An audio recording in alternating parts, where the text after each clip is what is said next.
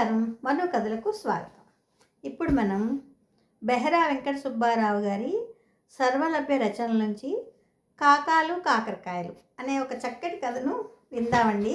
ఈయన కథలన్నీ చాలా చాలా బాగుంటాయండి. చాలా హాస్యంగా, చాలా మామూలుగా ఉన్నట్టుంటాయి. ఈ కథ ఆంధ్రప్రభ వారపత్రికలో 13/6/1979 ప్రచురించారండి. ఇక కథలోకి వెళ్తున్నానండి. ఆఫీసర్ గారు హైదరాబాద్లో 6 రోజులు క్యాంపు వేసి 7వ రోజున తిరిగి వచ్చారు. ఆఫీసర్ గారు తన ఛాంబర్లోనికి వెళ్ళిన మరు నిమిషంలోనే ఆ ఆఫీస్ మేనేజరు రామనాథం గారు కూడా ఛాంబర్లోకి వెళ్ళారు. ఆఫీసర్ గారితో ఇష్టాగోష్ఠి జరిపి అరగంట తర్వాత తిరిగి హాల్లోకి ప్రవేశించారు. తిన్నగా పోయి తన కుర్చీలో ఆసీనులయ్యారు. గుమస్తాలందరూ మా మేనేజర్ గారిని చుట్టుముట్టారు. విశేషాలు చెప్తారని. ఆయన ముఖంలో చిరునవ్వులు తొణికిసలాడుతుంటే అంతా ఆతృతగా చూశారు. ఏమిటి సార్ విశేషాలు అడిగాడు ఎస్టాబ్లిష్ మేనేజ్మెంట్ క్లర్క్ వెంకటాచలం. ఎల్లుండి ఆఫీసర్ గారు అబ్బాయి గారికి ఉపనయనం చెప్పాడు మేనేజర్. ఆఫీసు విషయాలు చెప్తారనుకున్న ఆఫీస్ స్టాఫ్ ఆ వార్త విని ఆశ్చర్యపోయారు. అబ్బాయి గారికి ఉపనయన ముహూర్తం పెట్టించడానికా సార్ హైదరాబాద్ వెళ్ళారు? వేళాకోళంగా అడిగాడు డిస్పాచర్ దివాకర్. అబ్బా, ఆఫీస్ పని మీదే వెళ్ళారయ్యా. అక్కడ వారికి తెలిసిన పెద్ద సిద్ధాంతి గారు ఉన్నారట. ఆయన ముహూర్తం పెట్టారట. కొద్దిగా విసుక్కుంటూ జవాబిచ్చారు మేనేజర్. అయితే మనం కట్న కానుకలు ఇచ్చుకోవాలంటారా? వేళాకోళం మానలేదు దివాకర్. మేనేజర్ గారి మొహంలో మార్పు గమనించాడు దివాకర్. పైగా అంతా తన వైపే చికాగ్గా చూస్తూ ఉంటే తన ధోరణిని మార్చుకోవాలనుకున్నాడు. అది కాదు సార్, మనలో మనం కదా అని అడుగుతున్నా. వాళ్ళ అబ్బాయికి మెడిసిన్ పూర్తయితే కానీ పెళ్లి చేయనని ఆ మధ్యనే కదా సార్ అన్నారు. అతను ఇంకా 2వ సంవత్సరమే చదువుతున్నాడు. నాంచుతో ఆగిపోయాడు దివాకర్. మేనేజర్ గారి మూడ్ని గమనించి, mister Divakar, you are talking too much కోప్పడ్డారు మేనేజర్ గారు. దివాకరం వాళ్ళకం చూస్తే ఘర్షణ పడేలా ఉందని గమనించాడు B2 క్లర్క్. కలగజేసుకుని వారిని శాంతింపజేయాలనుకున్నాడు. అతనితో ఏమిటి సార్, అతను ఎప్పుడు అంతే. ఓయ్ దివాకర్, పోయి నీ పని చూసుకో. 3 ట్రేలు మన శనివారం సాయంత్రం నుంచి మూలుగుతున్నాయి. వాటికి వెలుగును ప్రసాదించు. ఫెయిర్ కాపీల మీద డేట్స్ కూడా వేసేసాం. దివాకరం వెన్ను మీద నెమ్మదిగా తట్టాడు. మారు మాట్లాడకుండా అక్కడి నుంచి నిష్క్రమించాడు దివాకరం. వాతావరణం చల్లబడింది. అయితే ఎల్లుండి మనం అంతా ఏం చేస్తే బాగుంటుందో పెద్దవారు మీరే సెలవేంటి సార్ అడిగాడు యూడీసీ అకౌంటెంట్ అవధాని. మేనేజర్ గారికి ఏదో జ్ఞాపకం వచ్చినట్టు జేబులోంచి ఒక కాగితాన్ని తీసి టేబుల్ మీద ఉంచారు. ఎల్లుండి మాటకేం కానీ టైం లేదు. ముందు శుభలేఖ అచ్చు వేయించాలి. మధ్యాహ్నానికల్లా కావాలన్నారు ఆఫీసర్ గారు అని అందరి వైపు చూశాడు. మా మామగారికి ప్రెస్ ఉంది సార్, మరో గంటలో అచ్చు వేయించి తెప్పించే పూచీ నాది అంటూ ఆ కాగితాన్ని అందుకున్నాడు P4 క్లర్క్ సింగరాజ్. చెప్పండి సార్, ఏం చేద్దాం మరలా అడిగాడు అవధాని. అదే ఆలోచిస్తున్నానయ్యా. ఇండివిజువల్స్ 5-10 ఇస్తే ఏం బాగుంటుంది? ఆఫీసర్ గారి క్రింద 3 ఏళ్ళు పనిచేస్తున్నాం. తన ఒపీనియన్ ఎక్స్ప్రెస్ చేశారు మేనేజర్ గారు. అయితే ఏం చేద్దాం సార్ తొందరపడ్డారు స్టాఫ్ క్లర్క్ శంకర్రావు. మనం ఆఫీస్లో 32 ఉన్నాం. తలో 10 వేసుకుంటే ఏదైనా వస్తుంది అని ఆగి అందరి మొహాల్లోకి చూశాడు మేనేజర్ గారు. ఎవ్వరూ హుషారుగా ఉన్నట్లు తోచలేదు. కొందరు బిక్కమొహం వేశారు కూడా. 10 రూపాయలు ఎక్కువ అంటారా అడిగారు. ఎక్కువని కాదు సార్, నెలాఖరు రోజులు సైకిల్ పంచర్ పడితే డబ్బులు లేక నడిచి వచ్చా. బావురమన్నాడు ఎస్టాబ్లిష్మెంట్ క్లర్క్ వెంకట్రావు. అవును సార్ అన్నారంతా ఏకకంఠంతో. డబ్బు మొత్తం నేను సర్దుతా సార్, అయితే 1వ తారీఖున మాత్రం నాకు ఇవ్వాలి వాగ్దానం చేశాడు 3 నెలల క్రితం రిక్వెస్ట్ మీద స్వంత ఊరికి బదిలీ చేయించుకున్న ముఖ్యంద్రావు. అందరి నేత్రాలు విప్పారే. అలాగే అన్నారంతా. ఏమండి, నాకు మంచి ఆలోచన వచ్చింది. నీకు వచ్చేవన్నీ మంచి ఆలోచనలే, చెప్పు వేళాకోళంగా అర్ధాంగి వైపు చూస్తూ అడిగారు ఆఫీసరు మేనేజర్ రామనాథం గారు. మీ వేళాకోళం కట్టిపెట్టి నేను చెప్పేది జాగ్రత్తగా వినండి. చెప్పు, వింటున్నా. వినడమే కాదు, నేను చెప్పినట్టు చేయాలి. ఇదిగో సరస్వతి, పెద్ద పెద్ద ఆఫీసర్లు మినిస్టర్లు ఏమంటారో తెలుసా? ఈ పని ఇలా చేస్తే బాగుంటుందేమో అని సూచిస్తారు. అంటే ఆయన చెప్పినట్టు చేయాలి అని అర్థం. అవకాశం ఉంటే ఆ ఉద్యోగం మా వాడికి ఇవ్వండి అంటే చచ్చినట్టు వాడెంత బొడుద్దా అయినా ఉద్యోగం వాడికి ఇచ్చి తీరాలి. అది తాత్పర్యం.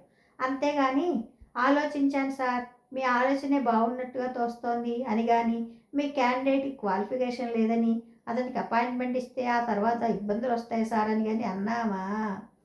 అంటే ఏం చేస్తారు? తల తీసి మొలేస్తాడా? సగంలోనే అందుకుంది సరస్వతి. తల తీయడు. అప్పటికి తనే తల వంచుకుని మౌనం వహిస్తాడు. తర్వాత చూపిస్తాడు తన ప్రతాపం. అయితే నేను అలాంటి దానినా మీ అభిప్రాయం? కోపించింది ఆమె. ఆఫీసులో 30 మందిని మిలిటరీ డిసిప్లిన్లో నడిపించే రామనాథం గారు మెత్తబడ్డారు. అబ్బే అదేం కాదు, చెప్పు. ఇది మనకి దొరికిన బంగారం లాంటి అవకాశం, గోల్డెన్ ఆపర్చునిటీ.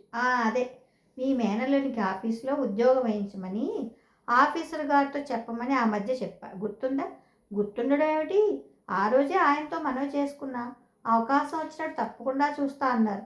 చూస్తానన్నారా చేస్తానన్నారా తర్కించింది. అమ్మమ్మ, అవును సుమి, ఆ మాటల్లో ఉన్న మెలికనంతగా పట్టించుకోలేదు. చూస్తాననే అన్నారు. నీరు గారిపోయారు రామనాథ్ గారు. మీ ఆఫీసర్ లంచం పుచ్చుకుంటారు? లంచమా? నిప్పు లాంటి మనిషి. అవును కదా, మరి మన పని అయ్యేదెలా? మన మేనల్లుడి ఉద్యోగం ఎలా వస్తుంది? మన అమ్మాయికి పెళ్ళి ఎలా అవుతుంది? తెల్లమొహం వేశారు రామనాథం గారు. అందుకనే నేను చెప్పినట్టు చేయండి. ఈ రోజుల్లో 200 రూపాయల నౌకరీకే 3000 లంచం అడుగుతున్నారు.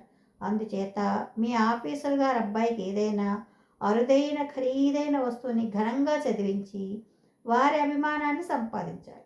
మనం లంచం అనుకున్నా ఆయన కానుకగా స్వీకరిస్తారు. భార్యామణి తెలివికి మరోసారి ఆశ్చర్యపోయాడు ఆయన. ఒక అరతులం ఉంగరం చేయించి అబ్బాయికి భిక్షలో వేయండి. భిక్ష అనేసి నవ్వేశారు. ఏం, అబ్బాయికి ఉపనయనమా పెళ్ళా చేస్తుంటా? ఉపనయనమే. దగ్గర 25 ఏళ్ళు, డాక్టరే చదువుతున్నాడు యువకుడు. పాత సంప్రదాయం పాటిస్తూ భిక్షకి వస్తాడంటావా? అనుమానం వ్యక్తం చేశారు. 25 ఏళ్ళ? విస్తుపోయిన సరస్వతి అడిగింది భర్తను. పెళ్లి సంబంధం కుదిరిందా? సంబంధం లేదు, చట్టుబండ్లు లేదు. మరైతే ఇప్పుడు ఉపనయనం చేయాల్సిన అవసరం ఏమిటండి? అనుమానంగా అడిగింది. పెళ్ళాం తీసిన పాయింట్కు అవును సుమి అనుకున్నారు రామనాథం గారు. అంతవరకు ఆయనకు ఆ శంక కలగనే లేదు. ఎలా చేసుకుంటే మనకేం? అదే ఆ యువకుడు మీలాంటి పెద్దల దగ్గరికి భిక్ష కోసం తప్పకుండా వస్తాడు అంది దృఢంగా. వస్తే పర్వాలేదు, రాకపోతే మీరే అతని దగ్గరికి వెళ్ళి చేయి పట్టుకుని వేలికి ఉంగరాన్ని తొడగండి. మీ ఆఫీసర్ గారు చూస్తూ ఉండగానే తొడగండి ఏం? భర్తని హెచ్చరించింది. భర్త మౌనంగా ఉండడం చూసి మరలా అడిగిన చికాకు. ఏమిటి ఆలోచిస్తున్నారు?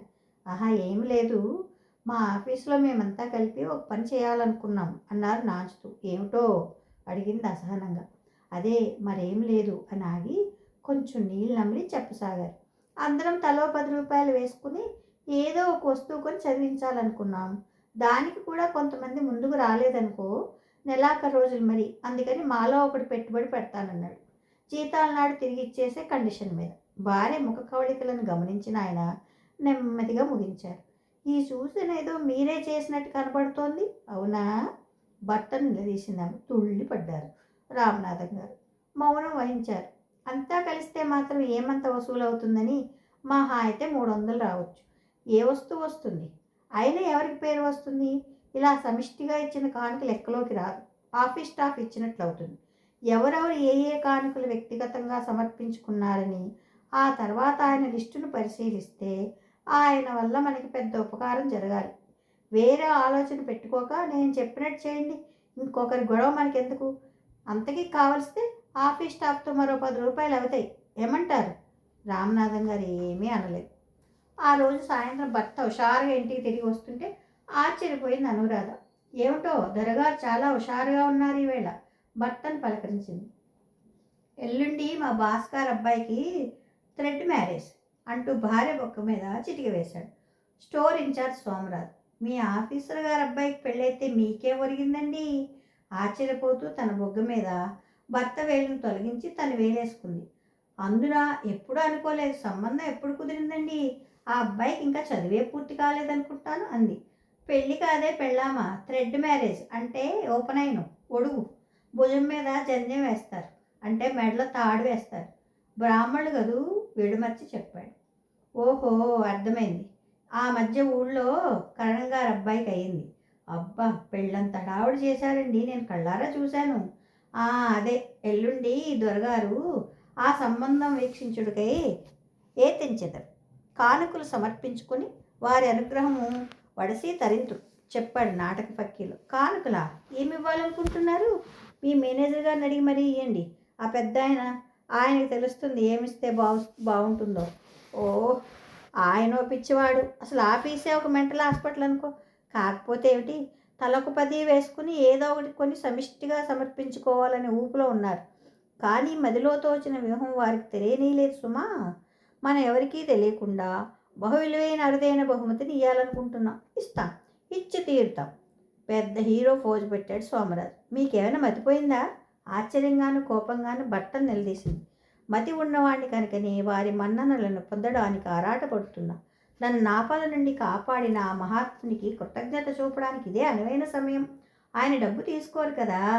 భర్త ధోరణి ఆమెకు నచ్చలేదు. ఏమిటండి మీ మాటలు? ఆఫీస్ స్టోర్ సరిగా లెక్క చూసుకోకుండా ఛార్జీ తీసుకున్నారు. ఆడెవడో కాజేస్తే అది మీ మీదకు తోసేశారు. పోయిన స్టోర్స్ తాలూకు విలువ మీ జీతంలో ఎలాగూ కట్ చేస్తున్నారు కదా. మిమ్మల్ని ఎలా కాపాడినట్టు అవుతుంది? మీరు నిర్దోషులని తెలుసు కూడా ఆయన మిమ్మల్ని రక్షించగలిగారా? ఆవేశపడింది అనురాధ. నీకు ఈ రూల్స్ అవి తెలియవను సమాధానపరచిపోయాడు. రూల్స్ కాదు, రుబ్బురోలు కాదు. అవి తెలియడం దేనికండి? ఆ సామాను అదృశ్యం కావడానికి మీకు సంబంధం లేదు. మీరు ఛార్జీ తీసుకున్నప్పుడే అవి లేవు కదా. ఆ సంగతి అందరికీ తెలుసు, మీ ఆఫీసర్కు తెలుసు. అయినా డబ్బును నెలలా మీ జీతంలో మినహాయించుకుంటున్నారు. ఇది అన్యాయం కదా? ఉద్రేకంగా అడిగింది. అను, నేను చెప్పింది నిదానంగా ఆవేశపడకుండా వింటావో? అనునయంగా నెమ్మదిగా అన్నాడు. చెప్పండి అంది తగ్గు స్థాయిలో. చెప్పడం మొదలుపెట్టాడు సోమరాజు. నాకు కాండక్ట్ రూల్స్ అవి ఇవని అవని బోర్డు రూల్స్ ఉన్నాయి. ప్రభుత్వపు ఆస్తిని కాజేసి లేక అమ్మేసుకుని ఆ డబ్బును నా జీతంలో కోసుకోండి నెలసరి వాయిదాల మీద అంటే ప్రభుత్వం ఒప్పుకోదు. ఆ స్టోర్సు నా ఆధీనంలో ఉండగానే పోయినట్టు లెక్క. నేను చేసిన పొరపాటుకి అనుభవించాల్సి వచ్చింది. మా ఆఫీసర్ గారు చాలా మంచివారు కాబట్టి ఏ యాక్షను తీసుకోకుండా వాటి కిమ్మత్తును జీతంలో నెల నెలా రికవరీ చేయమని ఆర్డర్స్ వేశారు. మా రూల్స్ చెప్తే నీకు అర్థం కావు మరి. మెత్తబడింది ఆమె. అందుకని లంచం ఇస్తానంటారు అంది. తప్పు అను, లంచం కాదు, లాంఛనం అను, కానుక. ఏమండి, మరలా అనుమానం వచ్చిందని. మరి మీ రూల్స్లో కింది ఉద్యోగస్తుల నుండి కట్నాలు కానుకలు పై ఆఫీసులు తీసుకోకూడదని కూడా పెడితే బాగుండండి. భార్య తెలివితేటలుగా ఆశ్చర్యపోయాడు సోమరాజు. ఆ విషయము ఉంది ఆ రూల్స్లో. కానీ ఎలా? అన్ని రూల్స్ ప్రకారమే జరగవు చిట్టమ్మ. ఆఫీసులో ఇస్తే లంచం, కానీ వివాహాది శుభకార్యాల్లో చదివింపులు. ఆ రూల్స్కి కొంతవరకు మినహాయింపబడ్డాయి. అయినా ఆ విషయాలు మనకు అనవసరం. విడమర్చి చెప్పలేక విసుక్కున్నాడు. అయితే ఏం చేద్దామనుకుంటున్నారు? ఓ టేప్ రికార్డర్ కొని ఇద్దామనుకుంటున్నా. అందరికీ సర్ప్రైజ్గా ఉండాలి. అందుకని నేను ఈ విషయం ఎవరికి చెప్పలేదు. నీవు కూడా ఎవరితో నాకు సుమి కాషన్ ఇచ్చాడు. బాగానే ఉంది. ఆ డబ్బుకి ఇది వడ్డీలా ఉంది. విసుక్కుని మూతి 3 వంకర్లు తిప్పింది. వడ్డీ కాదే వయారి భామ. వచ్చే నెలలో ట్రాన్స్ఫర్లు ఉన్నాయి. మీ వాళ్ళ ఊరికి బదిలీ కావాలని అడగాలనుకుంటున్నా. ఇంతకన్నా మంచి అవకాశం దొరకదు. అదన్నమాట మీ ఎత్తు. ఆశ్చర్యపోయింది అనురాధ. ఎల్లుండి మా ఆఫీసర్ గారు పెద్దబ్బాయి కొడుకు. ఆ రాత్రి భోజనం వడ్డిస్తున్న భార్యతో అన్నాడు ఈడీ అకౌంటెంట్ అవధాని. అయితే ఏమిద్దామనుకుంటున్నారు అడిగింది భార్య. ఆఫీసులో అందరం తలా 10 వేసుకుంటున్నాం. ఏదో ఒక వస్తువుకొని చదివిస్తాం. ఇంతేనా? తేలిగ్గా అడిగింది. అంటే? భార్య మొహంలోకి చూస్తూ అడిగాడు అవధాని విస్తుపోతూ. 10 రూపాయల ఏసడించింది. ఆ 10 రూపాయలు ఎవరి దగ్గర లేవు. ఒకడు పెట్టుబడి పెడతానన్నాడు. ముండా ముష్టి 10 రూపాయలా? మరలా అంది. తలెత్తి ఆశ్చర్యంగా చూశాడు అవధాని. అవునులేండి, మీకు ఏజెన్సీకి ట్రాన్స్ఫర్ అయితే ఆర్డర్స్ క్యాన్సిల్ చేయించారా? ఆ తర్వాత మొన్న హైదరాబాద్ చేస్తూ ఆర్డర్స్ వస్తే రిలీవ్ చేయకుండా అడ్డుపుల్ల వేసి ఆఫ్ చేయించారా? ఇదేనా ఆయనకి మీరు చూపే కృతజ్ఞత? కృతజ్ఞత ఎందుకు? మనం ఈ ఊళ్ళో ఉండి బావుకునేదేమిటి? వచ్చేపోయే స్నేహితులతోనూ చుట్టాలతోనూ ఇల్లు గుల్లవుతుంది. ఆయన నా మీద అభిమానం కొద్దీ క్యాన్సిల్ చేయించడం లేదు. అకౌంటెంట్ వెంకట్రావు ప్రమోషన్ మీద పోయాక సరైన వాడు దొరకలేదు, నేను తప్ప. అప్పారావు ఉన్నాడంటే సరిగ్గా పనిచేయడు. అందుకే నన్ను కదలనీయకుండా ఉన్నాడు. ఈ ఊళ్ళోంచి బయటపడనీయడం లేదు. హైదరాబాద్ పోతే మనం బాగుపడి ఉండేవాళ్ళం. దూరంగా ఉంటే రాబందుల బాధ తప్పుతుంది. ఉద్యోగాన్వేషణలకి, ఇంటర్వ్యూలకి, హాస్పిటల్స్కి వచ్చిపోయే చుట్టాలతో చచ్చిపోతున్నాం. ఈ యముడికి ఈ ఊరి నుంచి ట్రాన్స్ఫర్ అయితే కానీ మనకి మోక్షం రాదు. విసుక్కున్నాడు అవధాని. భర్త మాటలు ఆమెకు నచ్చలేదు. సబబుగా ఉన్నట్లు తోచలేదు. మొదట ఏజెన్సీకి ట్రాన్స్ఫర్ అయితే ఆ ఆర్డర్స్ క్యాన్సిల్ చేయమని ఆయన బ్రతిమలాడుకున్నామా లేదా? అవును. హైదరాబాద్కి ఆర్డర్స్ వస్తే మన అబ్బాయిల చదువులు పాడైపోతాయని భయపడ్డామా లేదా? అవుననుకో. మరి ఎందుకండి ఆయన ఆడిపోసుకుంటారు? అయితే ఏం చేయాలని నీ ఉద్దేశం? విసుక్కున్నాడు. ఆ 10 రూపాయల చందా కాదు కానీ మీ అకౌంటెంట్ హోదాకి సరిపడా ఏదైనా వస్తువు చదివించండి, ఆయన ప్రసన్నుడవుతాడు. ఆయన ఈ పట్నం నుంచి బదిలీ అయిపోయే ముందు మన ఊరికి బదిలీ చేయమని అడుగుతాం. ఇక ఆయన ఉండేది 1 సంవత్సరమేగా. నువ్వు చెప్పేది బాగానే ఉంది, కానీ ఇప్పుడు చేతిలో డబ్బు లేదు అంటూ లేవబోయాడు. నేను ఇస్తా. భార్య మాటలకు ఆశ్చర్యపోయాడు. నా దగ్గర 125 ఉన్నాయి. నిజంగా? అనుమానంగా అడిగాడు. అవునండి, అప్పుడప్పుడు మీరు ఇచ్చిన డబ్బు ఖర్చు చేయకుండా దాచి ఉంచాను. మీరు ఇలా సెపరేట్గా బహుమతి ఇవ్వబోతున్నట్లు ఎవరితో చెప్పకండి. ఆ తర్వాత తెలిస్తే తెలుస్తుంది, భర్తను హెచ్చరించింది. ఇంట్లో అర్ధాంగి జాడ కనపడకపోవడంతో పెరట్లోకి ఒక కూరు కురికాడు ముకుందరావు. బావి దగ్గర మొహం రుద్దుకుంటోంది భార్య. భార్యను సమీపించి, మంచి రోజులు వచ్చాయి అన్నాడు. పాత సినిమాయే, ఇదివరకు చూశాను అంది మొహం తుడుచుకుంటూ. సినిమా కాదే, సింహాచలం అన్నాడు ఆమెను ఆట పట్టిస్తూ. నా పేరు సింహాచలము ఏడుకొండలు కాదు అంది మూతి 3 వంకరలు తిప్పుతూ. పోని అన్నవరం సత్యవతీదేవి సరా అన్నాడు ఆమెను ప్రసన్నం చేసుకోవాలనే ప్రయత్నంలో. సరే కానీ విషయం ఏమిటో చెబుదురు, చాలా జోరుగా ఉన్నారు ఈవేళ. చెప్పాను కదా, మంచి రోజులు వస్తున్నాయి మనకి. ఏం యూపీ లాటరీ టికెట్ కొన్నారా? కిలకిలా నవ్విందామె. ఆ తర్వాత ఇంట్లోకి దారి తీసింది, భర్త మాటలను పట్టించుకోకుండా. ఆమెను అనుసరించాడు ముకుందరావు. ఆ లాటరీకి 2 రూపాయలు తగిలేస్తే తగులుతుందో లేదో చెప్పలేం, కానీ ఇప్పుడు మనం పెట్టబోయే పెట్టుబడికి మాత్రం మంచి ఫలితం ఉంటుంది, అది మాత్రం ఖాయం. అబ్బా, సంగతి చెబుదురు విసుక్కుందామె. మా ఆఫీసర్ గారికి ఎల్లుండి ఉపనయనం. భర్త మాటలకి పక్కుని నవ్విందామె. తెల్లమొహం వేశాడు అతను. మీ ఆఫీసర్ గారికి ఇంకా ఉపనయనమే కాలేదా? పిల్లలున్నారు కాబోలు? నవ్వు ఆపుకుంటూ అడిగింది. ఓ అదా, వారి అబ్బాయికి సర్దుకున్నాడు. అయితే మనకేం నష్టం, చదివించుకోవాలి ఏమైనా. కాదు, అక్కడే పప్పులో కాలేసావు, లాభమే ఉంది. అలా చూస్తూ ఉండి ఎల్లుండి మనం ఆఫీసర్ గారికి మంచి ఒడుగు ఆఫీసర్ గారికా, అదే ఆఫీసర్ గారి అబ్బాయికి మంచి ప్రజెంటేషన్ చదివించబోతున్నాం. ఎందుకండి డబ్బు దండగా? నిరుత్సాహపరిచింది. నో నో, ప్రస్తుతానికి దండగా, ముందు ముందు నిత్య పండగ. సరిగ్గా చెప్పండి, అర్థం కాలేదు. మన ఎలుగుబంటి ఏడుకొండలు లేడు, వాడే తిరుత్తయ్య. మన ఇంటికి వచ్చాడు కదా, నల్లగా పొట్టిగా ఒంటి నిండా రోమాలు వాడును ముసలాడు. ఓ అతనా, బాగుంది పేరు. ముసిముసిగా నవ్వుకుందాను. అవును వాడే. ఇంతకాలము నా పాత సీట్లో పనిచేస్తున్నాడు. కానీ ఏం లాభం? కానీ సంపాదించుకోలేకపోయాడు. నీతి నిజాయితీ అంటాడు దౌర్భాగ్యుడు. ఆ నీతి నిజాయితీలు రేపు తనకి రిటైర్ అయ్యాక తిండి తిప్పులు పెడతాయి అనుకుంటున్నాడు అతను. మంచివాడన్నమాట అన్న భార్య మాటలకు విస్తుపోయాడు ముకుందరావు. ఈ రోజుల్లో మంచితనం ఎవరికి కావాలి? అందరికీ కావాల్సిన డబ్బు. వాడు వచ్చే నెలలో రిటైర్ అవుతున్నాడు. ఆ సీటును నేను కొనేస్తా. కొనేశానా? మన బతుకు బంగారం అనుకో, నీ వంటికి బంగారం తడుగు చేయిస్తా. భర్త మాటలకి షాక్ తిన్నదామె. వద్దండి, అలా ఏమాత్రం వద్దు వారించింది విలువిల్లాడుతూ. ఆశ్చర్యంగా చూశాడు ముకుందరావు. చెప్పసాగింది తన ధోరణిలో. ఇదివరకు ఆ సీటులో ఉండి బోల్డ్ సంపాదించారు. అంతా అబ్బాయి జబ్బుకే ఖర్చయింది. నా ఒంటి మీద బంగారం కూడా ఖర్చు చేసి ఆఖరికి అబ్బాయి దక్కలేదు. ఆ పాపపు సంపాదన మనకొద్దండి. ఆ ఇచ్చేవారు ఎంత ఇబ్బంది పడిస్తారో, ఎంతగా శపిస్తారో. ఆ శాపనార్థాలు మనకి తగిలే ఇదివరలో. 10 ఏళ్ళు పెరిగిన బాబుకి 100 ఏళ్ళు నిండాయి.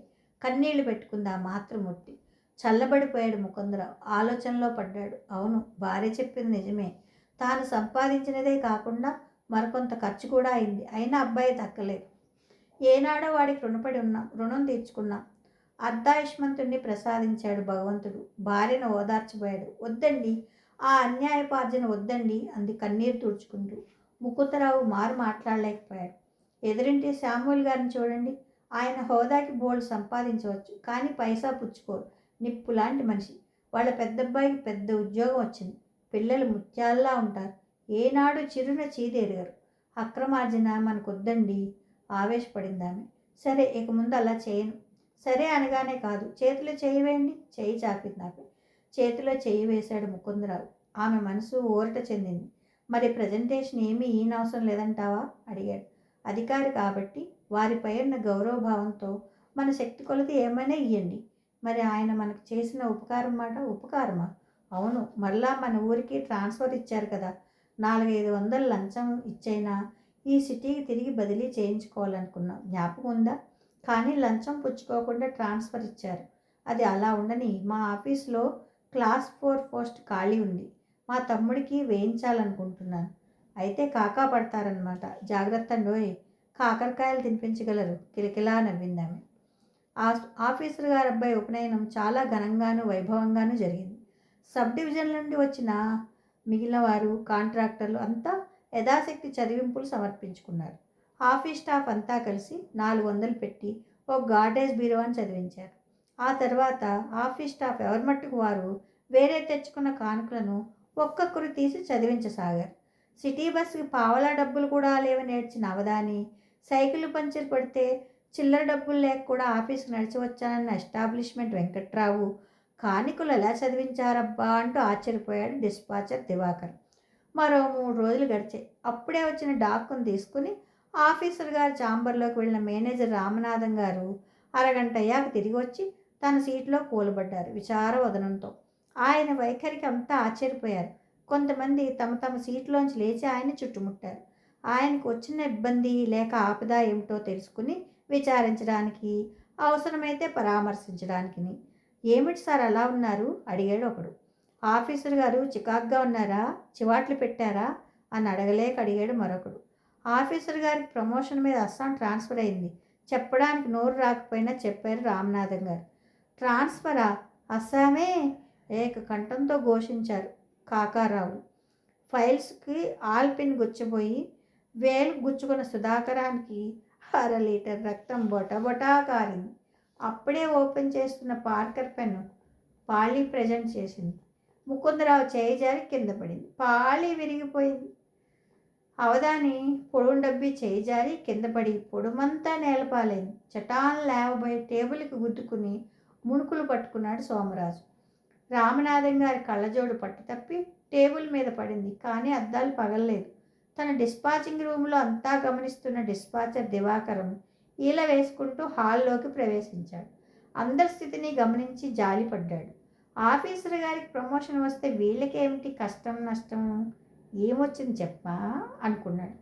మేనేజర్ గారిని సమీపించి వెరీ గుడ్ న్యూస్ సార్ అన్నాడు గట్టిగా గర్జించినట్లుగా. తుళ్ళిపడ్డారు మేనేజర్ గారు.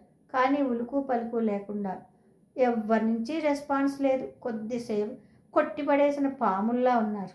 ఆఫీసర్ గారికి ఫేర్వెల్ పార్టీ ఘనంగా ఏర్పాటు చేయాలి సార్ అన్నాడు. అతని మాటలు అందరికీ వినిపించాయి, కానీ ఎవ్వరూ పెదవిప్పలేదు. హాల్ అంతా నిశ్శబ్దంగా ఉండిపోయింది. కథ సమాప్తం. భలే ఉందండి. కాకాలు పడదాం అనుకున్నారు కాకారాయుడు, కానీ వాళ్ళకి పని అవ్వలేదు. అది కథ. కథ బాగుందండి. ఈ కథ మీకు నచ్చితే లైక్ చేయండి, షేర్ చేయండి, కామెంట్ చేయండి, సబ్స్క్రైబ్ చేసుకొని నన్ను ఎంకరేజ్ చేయండి. ఉంటానండి. ప్రేమతో మీ మను.